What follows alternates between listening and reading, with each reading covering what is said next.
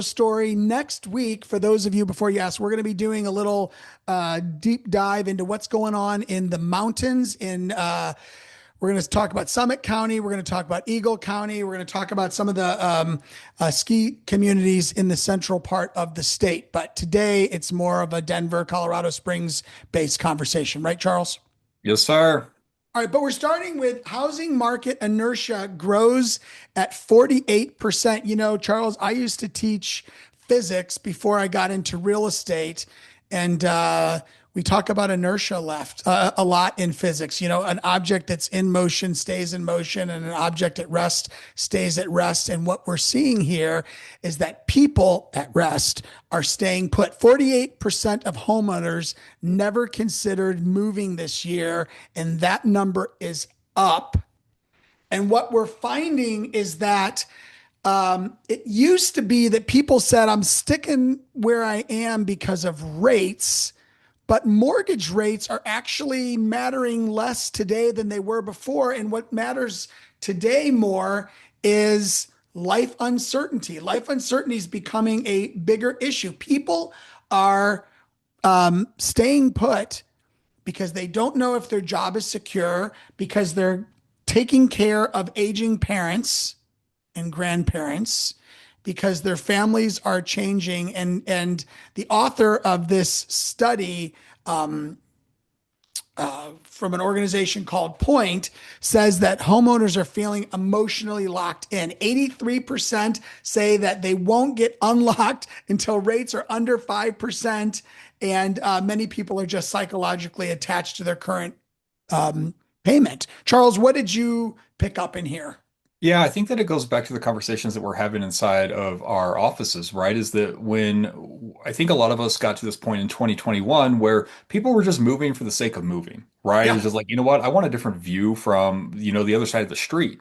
And yet, when we're talking about how we have a big business inside of real estate, we know that we need to be in as many conversations as we possibly can and be in emotional proximity to the people. So when they're thinking about transacting business, they're thinking of us. And so what makes people move? And to where Russ's point was, is it's life events, it's marriage, it's babies, it is promotions, it is being transferred, it's all the things. And so as a real estate agent, we look at this and we say, okay, this makes sense. You know what? This is different than what we experienced in 2021. And yet I only have one job, to be in relationship with as many people as possible, because I don't know what their job's going to look like. I don't know what their family situations are going to look like, but I do know that I am going to be their real estate economist of choice and be that person that they call. And so I need to be in emotional proximity to them when this stuff happens. Yeah. You know, I was just thinking as you're talking, I was driving into the subdivision that I live in on Friday, and you know, I got kind of narrow streets. It's an older neighborhood, big trees, and the streets are lined with contractor trucks.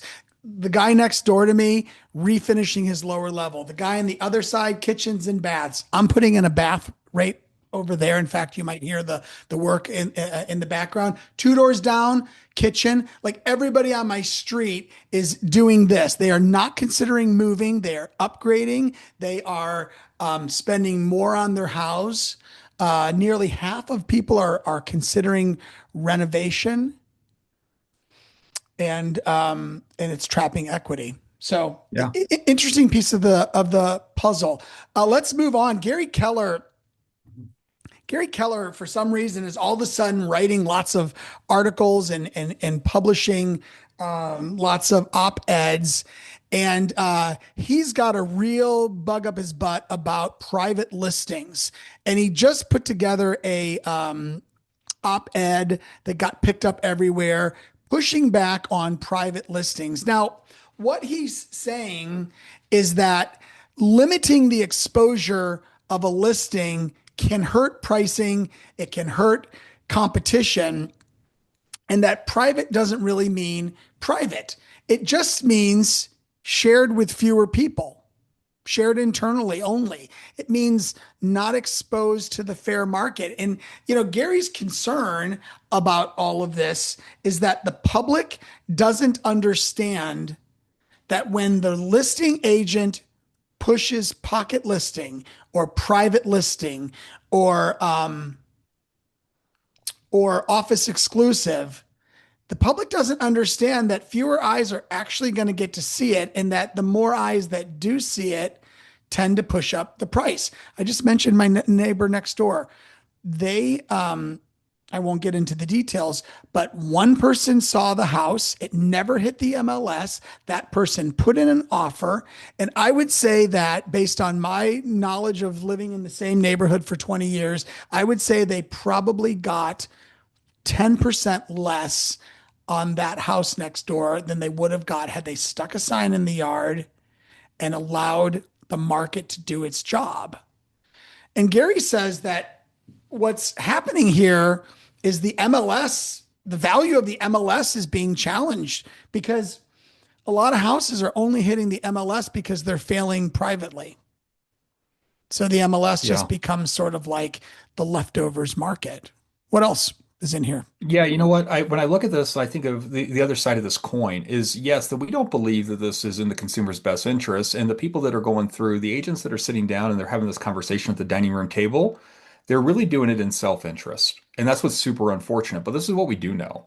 We do know that you are at one of three real estate brokerages in the world that owns its own tech. And with that being said, that if we do get to a place where let's just pretend that the MLS does disappear because it's been devalued so much by all these things that are happening outside of our Keller Williams ecosystem, that we are just one push of the button away to be able to take our listings and just push them on KW websites, Right. which is really cool to think about. Because while we don't think that this is a world that we want to play in, we do know that this is a world that we can play in. And what that means is being a part of the largest real estate brokerage under one brand, under one logo, which is Keller Williams. That what that means is that most of the transactions that are coming through our four walls, that people will be visiting our site for listings. And so, yes, we don't want to go down this road, but you guys are uniquely positioned to win this battle if this is what this turns into. Yeah, it's not so bad for us, but it's awfully bad for sellers. Yeah. Yeah, good point. All right. Job data stabilizes, giving Fed hawks more reason not to cut rates. So, like, it's so funny because we're all dying for rate cuts. Because to the point two slides ago, some people are waiting for sub 5 in order to put their homes on the market. We know that when rates get cut, houses flood the market, which give us opportunities. Yet the labor market is stable, and that's somewhat despite what might be said on your favorite or least favorite cable news channel. Jobs are still being added. The economy is slowing. It's not breaking, and the Fed now has cover to hold rates higher because the job market is good enough. It gives hawkish Fed members a reason to avoid cuts. Tell us about the inflation piece here, though. Yeah, so when we're looking at this, guys, what we understand is that the Fed is a dual mandate Fed. One of the things that they're doing is they're trying to make sure that we have an acceptable amount of Americans without jobs, because that's truly what it is. Like, are we okay with X amount of Americans not having a job? And the second piece of this pendulum, or a teeter-totter, if you will, is that they are trying to make sure that prices stay down, right? Gas, eggs, salaries, right? Like all these different things. And so this is what they're trying to do. And so when we look at this and we're looking at this unemployment rate, and then we're seeing, okay, 4% of Americans that want a job don't have a job. And the Fed's like, that's a great number. We're okay with 4% of Americans not being employed. And they're fine with that. And let's just be very clear for this call. And it is super un-American to be cheering this on, but I want everyone to realize this. A recession is not a bad thing for real estate, right? A recession is actually really, really good for real estate. And yet we are not going to go home and champion this. If Americans lose jobs, that means they have to do something to stimulate the economy. And so they start making money cheaper, right? They start lending money to the banks at a cheaper rate. And then what happens? People go and they start borrowing money again.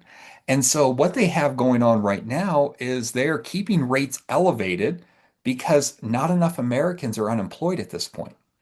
So Right. This is what we're going to be fighting. They're not going to go through and they're going to look at this. And when you look at it, we have government. Okay, that was Doge. That's what happened with that government section. We look at leisure and hospitality. We look at private education, professional businesses. Like they're looking at these numbers. Those are up. So we have government that's down. We have financial activities. We have information down. We have manufacturing down, and everything I would else is assume information's down because of AI yeah, and yeah. financial Like activities down because of AI. and they're saying that we're okay with this. And Yeah. so this is what we're going to be battling, guys. And so when we're going through, we have a slide on concessions later, and that's going to be some of the conversations we need to be having. Yeah, rates are up here. There's no sight of them dropping. If I had a crystal ball, I still couldn't even guarantee anything. But yet we have mechanisms inside of our contract to be able to get you better rates, and let's have those conversations. As a real estate economist of choice, guys, we need to be going out and talking about this and understanding it at some level. Yep. Absolutely. All right. So, buying or selling a home in Denver this year, here are 5 questions you should ask. So, the Denver market is feeling unpredictably predictable. Activity picked up earlier than normal this year, and the warm winter shifted buyer and seller timing. What else is in here? Yeah, so I think what was the interesting thing is we put this QR barcode in here for you guys if you want to go look at this census data. Now, this census data is a year old at this point because that's just how quickly our government works. But this is the latest. And when we look at this, guys, we can see that 42% of all homes in Colorado have an HOA, Mhm. which is leading the nation as far as Yeah. homes with have like we're in like the top five uh, states. And if we were to look across the board, across the United States, the average monthly fee for an HOA is $135. Guys, we have condos inside of Colorado that are around 500 plus. Yeah. And this is the unaffordability issue that we're running into. This is why the American dream is not dead in the United States. It's definitely not dead in Colorado, but it's taking longer to achieve it because of how expensive things are getting. So I think it was NAR Russ that went through and they looked and they said that the average first-time home buyer is what now 40? 41, I think. Yeah, and when you look at it, they also said that they're putting 10% down. So when you look at this, you have a 40-year-old that's no longer eating avocado toast and living in their parents' basement. And I'm a millennial, so I'm allowed to say that.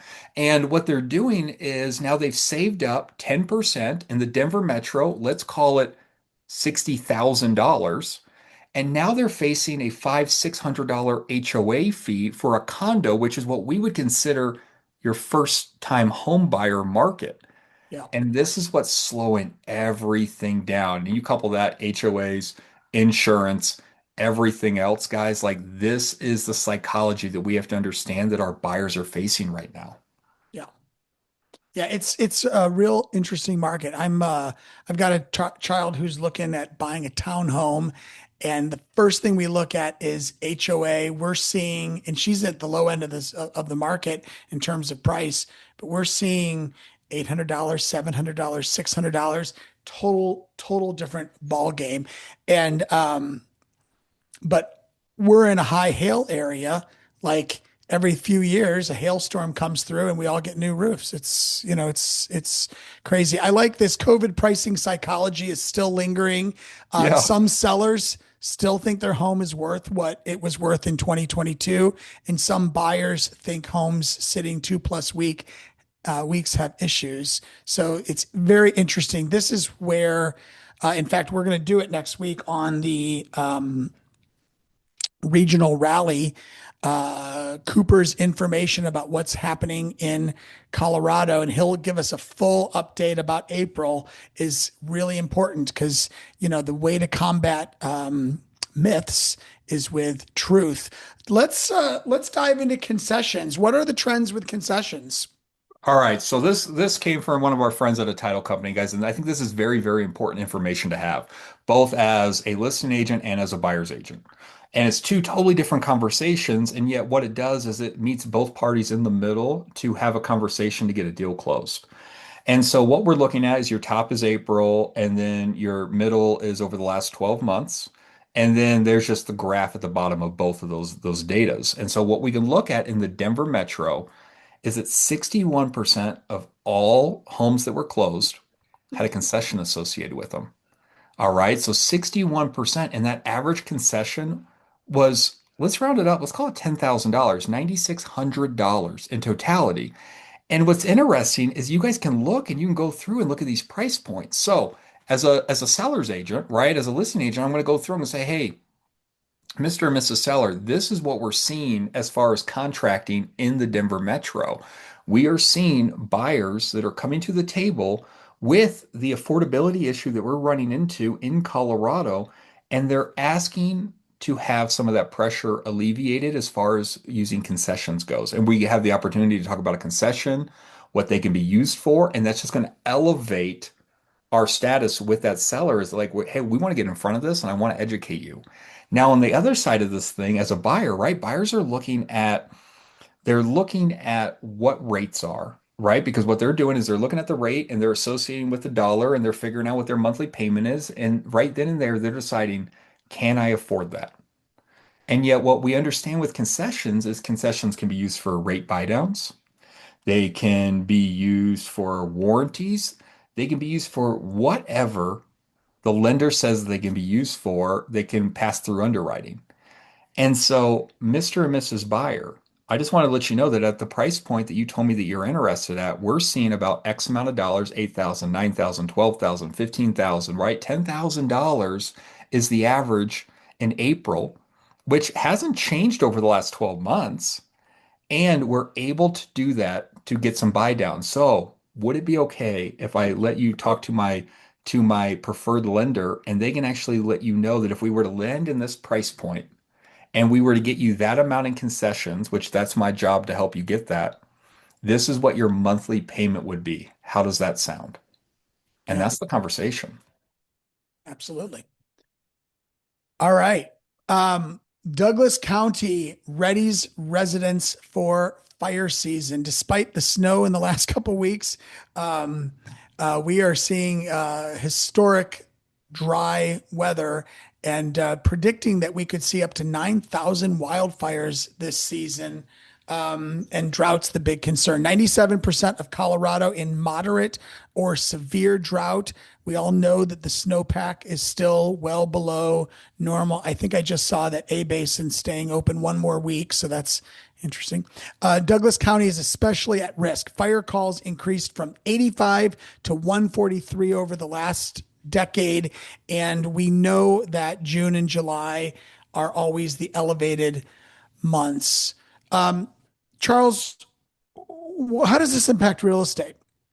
Yeah, so when I think about this and I look at this, firstly, our mountain real estate agents, they understand this, right? This is nothing new to them. They're like, you know what, this is Monday.